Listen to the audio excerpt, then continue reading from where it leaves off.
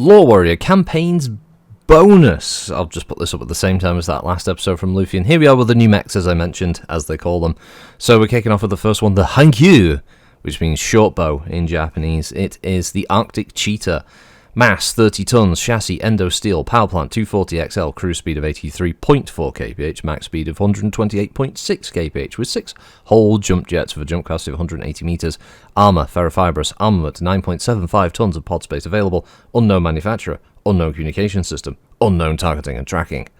It's got a walk of 8, a run of 12, and a jump of 6 with 10 double heat sinks, giving it a nice cool 20 heat sinking per turn. It has 9 armor on the head, 9 armor on the CT, 5 on the rear, 8 on the right and left torso, 4 on the rear torsos, 7 on the arms, and 8 on the legs. And we can go through this with the loadouts, with the primary being the LRM-5 in the right arm, 24 shots there, LRM-5 in the left arm with another 24 shots, 2 ER medium lasers, 1 on each arm, a flamer in the right torso, Beagle active probe in the right torso, tag in the left, and Guardian ECM in the left torso as well. Alternate configuration A is a Streak 6 in the right arm with ammo 15 shots, another Streak 6 in the left arm with another 15 shots of ammo, a small pulse laser in the right arm, and a flamer in the left arm, obviously all protected by case. Also, configuration B is a LB2X in the right arm with case, 45 shots of ammo in the right torso, 2 medium pulse lasers in the left arm, and a flamer in the right arm. And finally, alternate configuration C with quad ER medium lasers, 2 in the left arm, 2 in the right arm, with another 2 medium pulse lasers, 1 in the right torso, 1 in the left torso, with Beagle probe in the right torso, and a flamer to round it out in the left. Deployment. The Hankyu, or shortbow, first appeared in the Inner Sphere during the Battle of Luthien. Apparently, the Smoke Jaguar's attempt to create a fast scout mech. The Hankyu's armor is somewhat lighter than that of the comparable Inner Sphere designs, but its speed makes it a difficult target. Clan Smoke Jaguar is the primary use of the Hankyu, although Nova Cats and Steel Vipers have also been rumoured to employ this design. Capabilities. The Hankyu carries a wide variety of weapons and electronics. All variants carry an anti-infantry flamer. In its primary configuration, the Hankyu mounts LRM-5 packs on each arm. Case-protected storage bins in the machine's torso hold the ammunition for these weapons. Extended range medium lasers in each wrist, and the standard flamer complete the complement of weapons. The primary configuration boasts an active probe system, target acquisition gear, and a full ECM suite. Alternate configuration A replaces the long-range missiles with Streak SRM packs. A single small pulse provides precision fire, and the flamer completes the weapon loadout.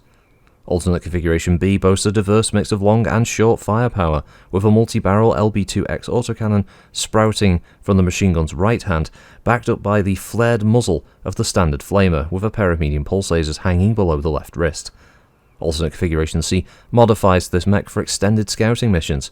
This configuration features 2 extended range medium lasers in each wrist, and a medium pulse laser in the right and left torso. The left torso also houses the standard flamer. An active probe allows the pilot to spot hidden or shut down mechs at a safe distance. Next up we have the Nobori Nin. The Nobori Nin, or Banner Bearer, appeared during the Battle of Luthien in the colours of the 119th Nova Cat Striker Cluster.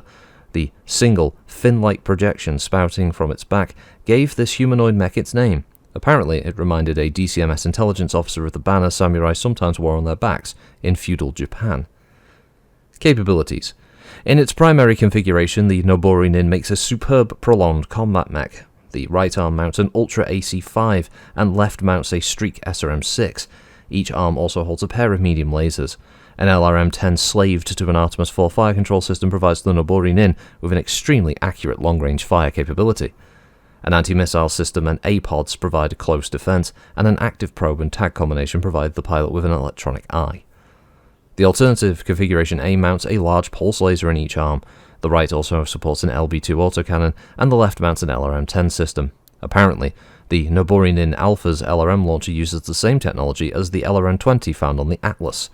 A rapidly cycling ammo feed allows the weapon to fire 5 missiles through each tube in the same amount of time that normal launchers require to cycle once. A machine gun rounds out the arsenal's variant. 2 additional double heatsinks also help to dissipate the extra heat generated. The B configuration is designed for sudden raids and rapid strikes. It mounts an extended range particle cannon in its right arm backed by a pair of medium pulse lasers. The left arm supports an LB-10X autocannon with 2 tons of ammo stored in the left torso pod, providing enough ammunition for a fast strike. The B variant's anti-infantry weapons include an 11mm rotary machine gun and flamer. The C variant seems to have been intended for long-range fire support, mounting an LRM-20 in the right torso and LRM-10 in the left. One ER medium laser, one ER small, and an Ultra AC-5 provide more accurate fire. A Streak 6 also provides more heavy striking power, while a flamer handles close-in defense. So of course this is a 50-ton mech with an endo-steel chassis, a 250XL engine giving it a 57.4 kph cruise speed and a 86.3 kph run speed. It has 5 jump jets for 150 meter jump capacity and armor in ferrofibrous with armored 23.75 tons of pod space with unknown manufacturers, communications and targeting and tracking. This translates on the stats page to a walk of 5, a run of 8, and a jump of 5, again with 10 double heat sinks for 20 heat dissipation. 9 armor on the head as always, 35 on the CT with 10 on the rear. The side torsos have 30 with 9 on the rear, 15 armor on the arms, and 15 armor on the legs each. The Nobori Nin, one of my personal favourites, quite like the Huntsman. Looks cool, bit different. Finally, we have the Cauldron Born. So far, only the first Jaguar Guards cluster appear to use the Cauldron Born because only 3 machines have been engaged by Ionosphere warriors, most believing the design is so new that the other clans have yet to deploy them. Clan warriors taken prisoner in the Kadoguchi Valley provided the information on the B and C variants. First seen during the Battle of Luthien, the ability of this ominmech to take damage and remain operational earned it the name Cauldron Born after the unstoppable zombies of Irish myth. Capabilities. The Cauldron Born arsenal is built around a massive Gauss rifle occupying the mech's entire right arm. The dual-purpose 75mm autocannon occupies the left. The Cauldron Born carries 2 tons of ammunition for each of these weapons, an LRM-10 launcher jutting above the bird-like mech's left shoulder, while an SRM-2 launcher is in an over- and undermount gracing the machine's right breast. A single ER medium laser is the Cauldron Born's only energy weapon.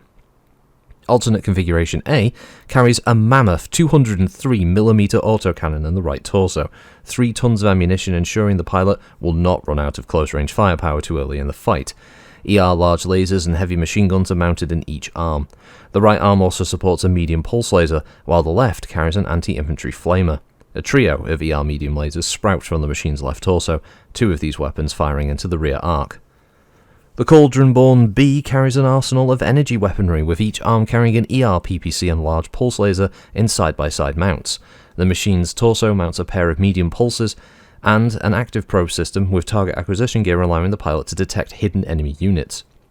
One Curitan warrior called the Cauldron Born B the galaxy's best armed forward observer.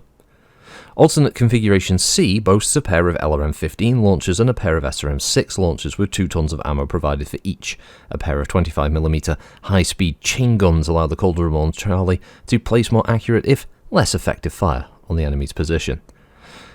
And to round out this little bonus one for you all, my little chickadees, it's a massive 65-ton with an endo-steel chassis, a 325XL power plant, giving it a cruise of 54.4 kph and a max speed of 80.1 kph with, of course, no jump capability. Armour is ferrofibrous, as expected, with 30 tons of pod space. Unknown manufacturer, unknown communications, and unknown targeting and tracking, because at this point nobody knew anything about them. It has a walk speed of 5, a run speed of 8, and it has 14 double heat sinks with 28 heat sinking capability.